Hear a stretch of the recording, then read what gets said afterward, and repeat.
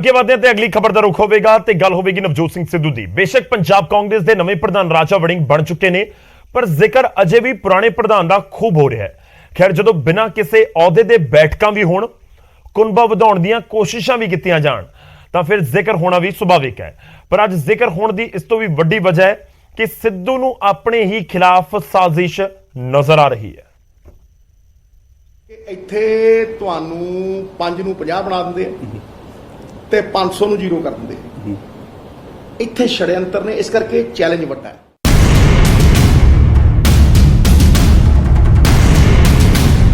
ਬਾਈ ਦੇ ਚੋਣ ਅਖਾੜੇ ਦੇ ਵਿੱਚ ਕਾਂਗਰਸ 18 ਸੀਟਾਂ ਤੇ ਸਿਮਟ ਗਈ। ਗੱਲ ਨਵਜੋਤ ਸਿੱਧੂ ਦੀ ਕੀਤੀ ਜਾਵੇ ਤਾਂ ਨਾ ਆਪਣੀ ਵਿਧਾਇਕੀ ਬਚਾ ਸਕੇ ਤੇ ਨਾ ਹੀ ਪ੍ਰਧਾਨਗੀ। ਤੇ ਚੋਣ ਨਤੀਜਿਆਂ ਤੋਂ ਬਾਅਦ ਸਿੱਧੂ ਪਹਿਲੀ ਵਾਰ ਨਿਊਜ਼ 18 ਤੇ ਆਏ। ਸਵਾਲ ਲਗਾਤਾਰ ਕੀਤੀਆਂ ਜਾ ਰਹੀਆਂ ਬੈਠਕਾਂ ਨੂੰ ਲੈ ਕੇ ਵੀ ਹੋਇਆ, ਸਵਾਲ ਕਾਂਗਰਸ ਦੇ ਵਿੱਚ ਪੋਜੀਸ਼ਨ ਨੂੰ ਲੈ ਕੇ ਵੀ ਹੋਇਆ ਤੇ ਸਿੱਧੂ ਨਾ ਕਰਦੇ ਬਹੁਤ ਕੁਝ ਬਿਆਨ ਕਰ ਗਏ ਤੇ ਖੁਦ ਨੂੰ ਪੀੜਤ ਧਿਰ ਦੇ ਵਜੋਂ ਪੇਸ਼ ਕਰ ਦਿੱਤਾ। ਸਿੱਧੂ ਵੱਲੋਂ ਜ਼ਿਕਰ ਸਾਜ਼ਿਸ਼ ਦਾ ਕੀਤਾ ਗਿਆ, ਉਹ ਵੀ ਆਪਣੇ ਹੀ ਖਿਲਾਫ। ਕਿ ਇੱਥੇ ਤੁਹਾਨੂੰ 5 ਨੂੰ 50 ਬਣਾ ਦਿੰਦੇ ਆ ਤੇ 500 ਨੂੰ 0 ਕਰ ਦਿੰਦੇ ਆ। ਇੱਥੇ ਛੜਯੰਤਰ ਨੇ, ਇਸ ਕਰਕੇ ਚੈਲੰਜ ਵੱਡਾ ਹੈ। ਲੇਕਿਨ ਇਹਦੇ ਸੰਤੁਸ਼ਟੀ ਵੀ ਵੱਡੀ ਹੈ ਕਿ ਤੁਸੀਂ ਲੋਕਾਂ ਦੀ ਜ਼ਿੰਦਗੀ ਬਦਲ ਸਕਦੇ। ਛੜਯੰਤਰ ਚੋਂ ਨਿਕਲ ਪਾਓਗੇ ਬਾਹਰ? ਮੈਂ ਕਿਹਾ ਮੇਰੀ ਗੱਲ ਸੁਣੋ, ਕਿਹੜੇ ਛੜਯੰਤਰ ਇਹੋ ਜਿਹੇ ਨੇ ਜਿਨ੍ਹਾਂ ਚੋਂ ਸਿੱਧੂ ਨਹੀਂ ਨਿਕਲਿਆ? ਜਦੋਂ ਸੁਪਨਾ ਸੀਐਮ ਦੇ ਸਿੰਘਾਸਣ ਤੇ ਬੈਠਣ ਦਾ ਹੋਵੇ ਪਰ ਵਿਧਾਇਕੀ ਵੀ ਨਾ ਬਚੇ ਤੇ ਨਾ ਹੀ ਸੰਗਠਨ ਦੀ ਕੋਈ ਜ਼ਿੰਮੇਵਾਰੀ ਹੋਵੇ, ਤਾਂ ਫਿਰ ਸਿਆਸੀ ਭੁੱਖ ਕੀ ਹੋਵੇਗਾ? ਇਹ ਸਵਾਲ ਹੋਣਾ ਵੀ ਸੁਭਾਵਿਕ ਹੀ ਸੀ। ਤਾਂ ਅੱਗੋਂ ਜਵਾਬ ਕੀ ਮਿਲਿਆ, ਤੁਹਾਨੂੰ ਉਹ ਵੀ ਸੁਣਾ ਦਿੰਦੇ ਆ। ਨਵਜੋਤ ਸਿੰਘ ਸਿੱਧੂ ਨੇ ਸਿਆਸਤ ਛੱਡੀ ਕਰ। ਇਹ ਤਾਂ ਕਹਿੰਦਾ ਨਵਜੋਤ ਸਿੱਧੂ ਨੂੰ ਚਲੇ ਜਾਣਾ ਹੈ। ਇੰਨਾ ਕੱਚਾ ਨਹੀਂ ਹੈ ਨਵਜੋਤ ਸਿੰਘ ਸਿੱਧੂ, ਮਿੱਟੀ ਦਾ ਢੇਲਾ ਵੀ ਨਹੀਂ ਹੈ ਨਵਜੋਤ ਸਿੰਘ ਸਿੱਧੂ। ਗੱਲ ਨੂੰ ਸਮਝ ਲੈ। ਨਵਜੋਤ ਸਿੰਘ ਸਿੱਧੂ ਜੋ ਪਹਿਲਾਂ ਕਹਿੰਦਾ ਸੀ ਉੱਥੇ ਹੀ ਖੜਾ ਅੱਜ ਵੀ ਕਹਿੰਦਾ ਨੀਤੀਬੱਧ ਤਰੀਕੇ ਦੇ ਨਾਲ ਪੰਜਾਬ ਆਏਗਾ ਬਾਹਰ, ਕਾਂਗਰਸ ਦੀ ਰਾਜਨੀਤੀ ਦੇ ਨਾਲ ਆਏਗਾ ਬਾਹਰ। ਹੁਣ ਸਵਾਲ ਇਹ ਹੈ ਕਿ ਸਿੱਧੂ ਖਿਲਾਫ ਸਾਜ਼ਿਸ਼ ਕਿਹੜੀ ਹੋਈ? ਸਾਜ਼ਿਸ਼ ਕਰਨ ਵਾਲਾ ਕੌਣ ਸੀ? ਹਾਲਾਂਕਿ ਕਾਂਗਰਸ ਪਾਰਟੀ ਦੇ ਵਿੱਚ ਹੀ ਰਹਿਣਗੇ ਜਾਂ ਨਹੀਂ, ਇਸ ਸਵਾਲ ਤੋਂ ਬਿਲਕੁਲ ਹੀ ਸਿੱਧੂ ਕਿਨਾਰਾ ਕਰ ਗਏ। ਪਰ ਅਜੇ ਤੱਕ ਕਾਂਗਰਸ ਦੇ ਨਵੇਂ ਪ੍ਰਧਾਨ ਤੋਂ ਦੂਰੀ, ਸਿਆਸੀ ਸਰਗਰਮੀਆਂ ਬਰਕਰਾਰ ਹੋਣਾ, ਮੁੜ ਪੰਜਾਬ ਦੇ ਮੁੱਦਿਆਂ ਦਾ ਜ਼ਿਕਰ ਕਰਨਾ, ਸੰਕੇਤ ਤਾਂ ਮਿਲ ਹੀ ਰਹੇ ਨੇ। ਚੰਡੀਗੜ੍ਹ ਤੋਂ ਪੰਕਜ ਕਪਾਹੀ, ਨਿਊਜ਼ 18 ਪੰਜਾਬ।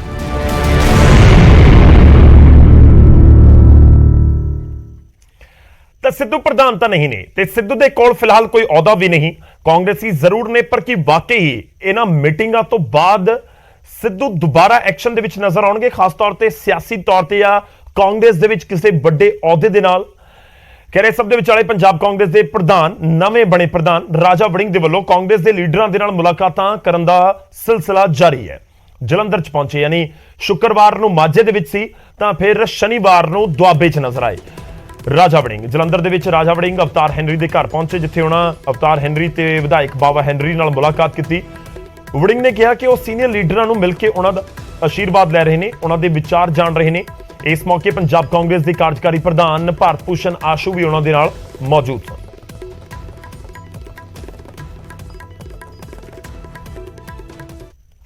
मीटिंग का सिलसिला नहीं, जो पुराना तजुर्बा है।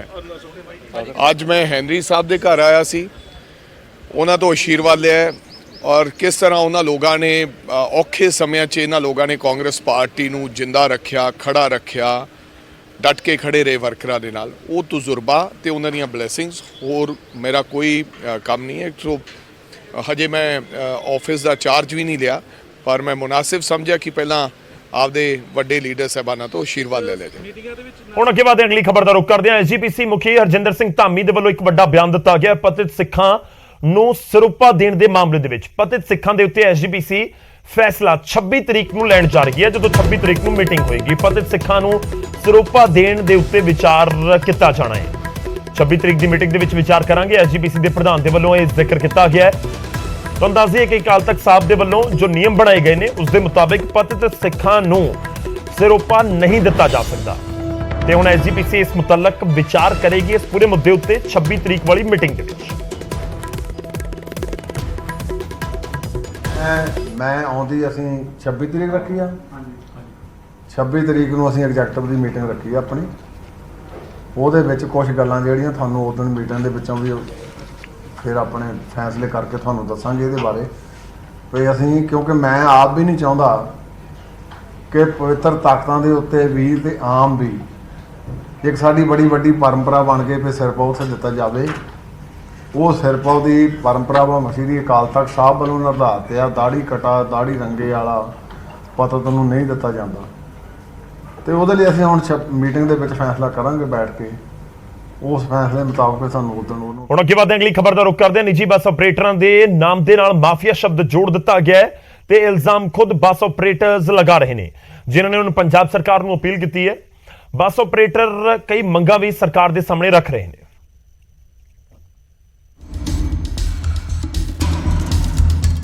ਪੰਜਾਬ ਦੇ ਨਿੱਜੀ ਬੱਸ ਮਾਲਕ ਦੁਖੀ ਨੇ। ਮਾਮਲਾ ਟੈਕਸ ਟੁੱਟਣ ਦਾ ਵੀ ਹੈ ਅਤੇ ਆਪਣੇ ਨਾਮ ਨਾਲ ਜੁੜੇ ਮਾਫੀਆ ਸ਼ਬਦ ਦਾ ਵੀ।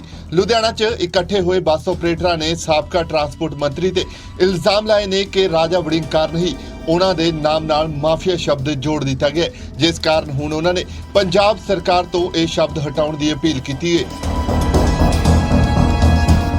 ਮੇਨ ਗੱਲ ਹੈ ਉਹ ਇਹ ਹੈ ਵੀ ਸਾਨੂੰ ਪਿਛਲੀ ਸਰਕਾਰ ਦੇ ਮੰਤਰੀ ਸਾਹਿਬ ਜਿਹੜੇ ਸੀਗੇ ਟਰਾਂਸਪੋਰਟ ਮਿਨਿਸਟਰ ਜੀ, ਉਹਨਾਂ ਨੇ ਸਾਨੂੰ ਮਾਫੀਆ ਵਰਡ ਸਾਡੇ ਨਾਲ ਜੋੜਤਾ, ਜਦੋਂ ਕਿ ਅਸੀਂ ਨਾਰਮਲ ਟਰਾਂਸਪੋਰਟਰਸ ਹਾਂ ਜੀ। ਜੱਦੀ ਪੁਸ਼ਤੀ ਸਾਡਾ ਕੰਮ ਹੈ, ਇਹ ਇੱਕ ਖੇਤੀਬਾੜੀ ਦਾ ਕਿੱਤਾ ਜੀ, ਦੂਜਾ ਕਿੱਤਾ ਇਹ ਹੈ ਜਿਹੜਾ ਅਸੀਂ ਕਰ ਰਹੇ ਹਾਂ। ਕੋਈ ਸਾਡਾ ਮਾਫੀਏ ਨਾਲ ਸਾਡਾ ਕੋਈ ਲੈਣ ਦੇਣ ਨਹੀਂ, ਕੋਈ ਮਸਲਾ ਨਹੀਂ ਜੀ।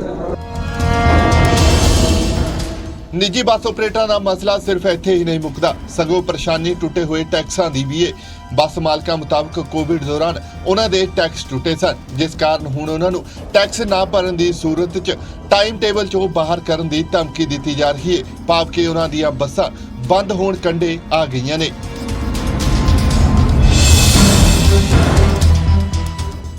ਜਿਹੜਾ ਸਾਡਾ ਇਸ ਸਾਰੇ ਪ੍ਰੋਬਲਮਸ ਕਰਕੇ ਸਾਡਾ ਟੈਕਸ ਟੁੱਟ ਗਿਆ ਜੀ। ਅਸੀਂ ਕੁਝ ਆਪਰੇਟਰਸ ਟੈਕਸ ਡਿਫਾਲਟਰ ਹੋ ਗਏ, ਕੁਝ ਨੇ ਅਸੀਂ ਕਲੀਅਰ ਵੀ ਕਰਤੇ ਜੀ। ਵੀ ਉਹ ਜਿਹੜਾ ਹੁਣ ਸਾਨੂੰ ਧਮਕੀ ਦਿੱਤੀ ਜਾ ਰਹੀ ਆ, ਜਿਹੜਾ ਕਿ ਕੋਈ ਵੀ ਟਾਈਮ ਟੇਬਲ ਬਣਦਾ ਜੀ ਮੋਟਰ ਵਹੀਕਲ ਐਕਟ ਦੇ ਤਹਿਤ ਬਣਦਾ ਜੀ। ਮੋਟਰ ਵਹੀਕਲ ਐਕਟ ਦੇ ਤਹਿਤ ਕਿਤੇ ਵੀ ਇਹ ਨਹੀਂ ਲਿਖਿਆ ਹੋਇਆ ਕਿ ਜਦੋਂ time table joint time table frame ਹੋਣਾ ਉਹਦੇ ਵਿੱਚ ਤੁਹਾਨੂੰ ਟੈਕਸ ਕਲੀਅਰੈਂਸ ਦੀ ਜ਼ਰੂਰਤ ਆ। ਬਟ ਸਾਡੇ ਤੇ ਦਬਾਅ ਪਾਇਆ ਜਾ ਰਿਹਾ ਗਵਰਨਮੈਂਟ ਵੱਲੋਂ ਵੀ ਟੈਕਸ ਕਲੀਅਰੈਂਸ ਹੋਊਗਾ ਤਾਂ ਤੁਹਾਡੀ ਸਰਵਿਸ ਟਾਈਮ ਟੇਬਲ ਦੇ ਵਿੱਚ ਰਹੂਗੀ, ਨਹੀਂ ਅਸੀਂ ਬਾਹਰ ਕੱਢ ਦਿਆਂਗੇ। ਹਾਲਾਂਕਿ ਬੱਸ ਮਾਲਕਾਂ ਨੇ ਕਿਹਾ ਹੈ ਕਿ ਟਰਾਂਸਪੋਰਟ ਮੰਤਰੀ ਵੱਲੋਂ ਉਹਨਾਂ ਦੀਆਂ ਮੰਗਾਂ ਬੇਹੱਦ ਸੰਜੀਦਗੀ ਨਾਲ ਸੁਣੀਆਂ ਗਈਆਂ ਨੇ, ਪਰ ਟਰਾਂਸਪੋਰਟ ਵਿਭਾਗ ਦੇ ਕੁਝ ਅਫਸਰ ਉਹਨਾਂ ਨੂੰ ਲਗਾਤਾਰ ਧਮਕਾ ਰਹੇ ਨੇ। ਫਿਲਹਾਲ ਇਸ ਪੂਰੇ ਮਾਮਲੇ 'ਚ ਟਰਾਂਸਪੋਰਟ ਮੰਤਰੀ ਲਾਲਜੀਤ ਭੁੱਲਰ ਦਾ ਕੋਈ ਵੀ ਬਿਆਨ ਸਾਹਮਣੇ ਨਹੀਂ ਆਇਆ ਹੈ। ਲੁਧਿਆਣਾ ਤੋਂ ਰੋਹਿਤ ਗੌਰ, ਨਿਊਜ਼ 18 ਪੰਜਾਬ। ਹੁਣ ਅੱਗੇ ਵਧਦੇ ਅਗਲੀ ਖਬਰ ਦਾ ਰੁਖ ਕਰਦੇ ਹਾਂ ਤੇ ਗੱਲ ਹੋਵੇਗੀ ਪ੍ਰਸ਼ਾਸਨਿਕ ਫੇਰਬਦਲ ਦੀ। ਪੰਜਾਬ ਦੇ ਵਿੱਚ ਵੱਡੇ ਪੱਧਰ ਦੇ ਉੱਤੇ ਇੱਕ ਵਾਰ ਫਿਰ ਤੋਂ ਪ੍ਰਸ਼ਾਸਨਿਕ ਫੇਰਬਦਲ ਕੀਤਾ ਗਿਆ। 32 IAS ਅਧਿਕਾਰੀ ਬਦਲ ਦਿੱਤੇ ਗਏ ਨੇ, ਯਾਨੀ ਕਿ ਉਹਨਾਂ ਦੇ ਤਬਾਦਲੇ ਕਰ ਦਿੱਤੇ ਗਏ ਨੇ। ਹਾਇਰ ਐਜੂਕੇਸ਼ਨ ਵਿਭਾਗ ਦੇ ਵਿੱਚੋਂ ਹਟਾ ਦਿੱਤੇ ਗਏ ਨੇ ਕ੍ਰਿਸ਼ਨ ਕੁਮਾਰ, ਯਾਨੀ ਕਿ ਹੁਣ ਕ੍ਰਿਸ਼ਨ ਕੁਮਾਰ ਸਿੱਖਿਆ ਡਿਪਾਰਟਮੈਂਟ ਤੋਂ ਕੰਪਲੀਟਲੀ ਵੱਖ ਕਰ ਦਿੱਤੇ ਗਏ ਨੇ ਤੇ ਉਹਨਾਂ ਨੂੰ ਵਾਟਰ ਰਿਸੋਰਸ ਵਿਭਾਗ ਦੇ ਵਿੱਚ ਪ੍ਰਿੰਸੀਪਲ ਸਕੱਤਰ ਦਾ ਜ਼ਿੰਮਾ ਸੌਂਪ ਦਿੱਤਾ ਗਿਆ ਹੈ। ਤੇ ਜਸਪ੍ਰੀਤ ਤਲਵਾਰ ਹੁਣ ਹਾਇਰ ਐਜੂਕੇਸ਼ਨ ਵਿਭਾਗ ਦੇ ਨਵੇਂ ਪ੍ਰਿੰਸੀਪਲ ਸਕੱਤਰ ਹੋਣਗੇ। ਸਕੂਲ ਐਜੂਕੇਸ਼ਨ ਦੇ ਨਵੇਂ ਪ੍ਰਿੰਸੀਪਲ ਸਕੱਤਰ ਹੋਣਗੇ ਆਲੋਕ ਸ਼ਰਮਾ। ਹੁਸਨ ਲਾਲ ਨੂੰ ਮੈਡੀਕਲ ਐਜੂਕੇਸ਼ਨ ਦੇ ਪ੍ਰਿੰਸੀਪਲ ਸਕੱਤਰ ਦੀ ਜ਼ਿੰਮੇਵਾਰੀ ਸੌਂਪੀ ਗਈ ਹੈ।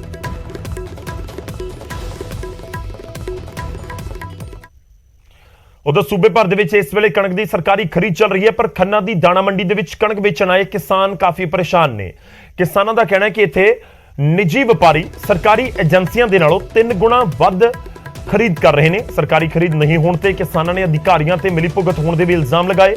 ਹੁਣ ਖੰਨਾ ਮੰਡੀ ਦੇ ਵਿੱਚ 3,18,000 ਕੁਇੰਟਲ ਕਣਕ ਦੀ ਆਮਦ ਹੁਣ ਤੱਕ ਹੋ ਚੁੱਕੀ ਹੈ ਔਰ ਜਿਸ ਦੇ ਵਿੱਚੋਂ 3,16,000 ਕੁਇੰਟਲ ਦੀ ਖਰੀਦ ਹੋਈ ਹੈ, ਜਿਸ ਦੇ ਵਿੱਚੋਂ ਸਰਕਾਰੀ ਖਰੀਦ ਜੋ ਜਾਣਕਾਰੀ ਦਿੱਤੀ ਜਾ ਰਹੀ ਹੈ, ਜੋ ਇਲਜ਼ਾਮ ਲਗਾਏ ਜਾ ਰਹੇ ਨੇ ਕਿ ਮਹਿਜ਼ 70,000 ਕੁਇੰਟਲ ਹੀ ਹੋਈ ਹੈ। ਯਾਨੀ ਕਿ ਜੇ 70,000 ਕੁਇੰਟਲ ਸਰਕਾਰੀ ਖਰੀਦ ਹੋਈ ਹੈ ਤਾਂ ਬਾਕੀ ਕਰੀਬ 2.5 ਲੱਖ ਕੁਇੰਟਲ ਕਣਕ ਪ੍ਰਾਈਵੇਟ ਪਲੇਅਰਸ ਦੇ ਵੱਲੋਂ ਉੱਥੇ ਖਰੀਦੀ ਗਈ ਹੈ। ਖੰਨਾ ਏਸ਼ੀਆ ਦੀ ਸਭ ਤੋਂ ਵੱਡੀ ਅਨਾਜ ਮੰਡੀ ਹੈ ਔਰ ਬਹੁਤ ਵੱਡੀ ਗਿਣਤੀ ਦੇ ਵਿੱਚ ਇੱਥੇ ਕਿਸਾਨ ਪਹੁੰਚਦੇ ਨੇ, ਫਸਲ ਪਹੁੰਚਦੀ ਹੈ, ਪਰ ਕਿਸਾਨਾਂ ਦਾ ਇਲਜ਼ਾਮ ਹੈ ਕਿ ਸਭ ਮਿਲੀਭੁਗਤ ਦੇ ਨਾਲ ਹੋ ਰਿਹਾ।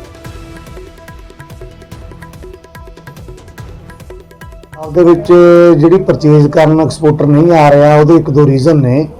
ਕਿਉਂਕਿ ਜਿਹੜੇ ਸਾਡੇ ਪੰਜਾਬ ਦੇ ਨਾਲ ਲੱਗਦੀਆਂ ਸਟੇਟਾਂ ਨੇ, ਉਹਨਾਂ ਸਟੇਟਾਂ ਦੇ ਵਿੱਚ ਜਿਹੜਾ ਸਾਰੀ ਮਾਰਕੀਟ ਫੀਸ ਤੇ RDF ਆ ਉਹ 1-1% ਹੈ।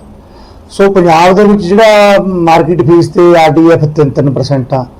ਸੋ ਵਪਾਰੀ ਇਸ ਕਰਕੇ ਨਹੀਂ ਆਉਂਦਾ, ਉਹਨੂੰ ਜਿਹੜੀ ਕਣਕ ਆ ਦੂਜੀਆਂ ਸਟੇਟਾਂ ਦੇ ਵਿੱਚ ਉਹਨੂੰ ਖਰਚਾ ਘੱਟ ਪੈਂਦਾ, ਉਹਨੂੰ ਸਸਤੀ ਪੈਂਦੀ ਆ। ਸੋ ਇਹਦੇ ਵਿੱਚ ਇਸ ਕਰਕੇ ਹੀ ਪੰਜਾਬ ਦੇ ਵੱਲ ਵਪਾਰੀ ਘੱਟ ਧਿਆਨ ਦਿੰਦਾ। ਸੋ ਇਹਦੇ ਲਈ ਅਸੀਂ ਬੇਨਤੀ ਵੀ ਕਰਦੇ ਹਾਂ ਸਟੇਟ ਸਰਕਾਰ ਨੂੰ ਵੀ ਸਟੇਟ ਸਰਕਾਰ ਨੂੰ ਵੀ ਬਿਲਕੁਲ ਜਿਹੜਾ ਆਪਣਾ RDF ਔਰ ਮਾਰਕੀਟ ਫੀਸ ਹੈ ਉਹ ਨਾਲ ਲੱਗਦੇ ਸਟੇਟਾਂ ਦੇ ਕੰਪੈਰੀਜ਼ਨ ਰੱਖਣੀ ਚਾਹੀਦੀ ਆ।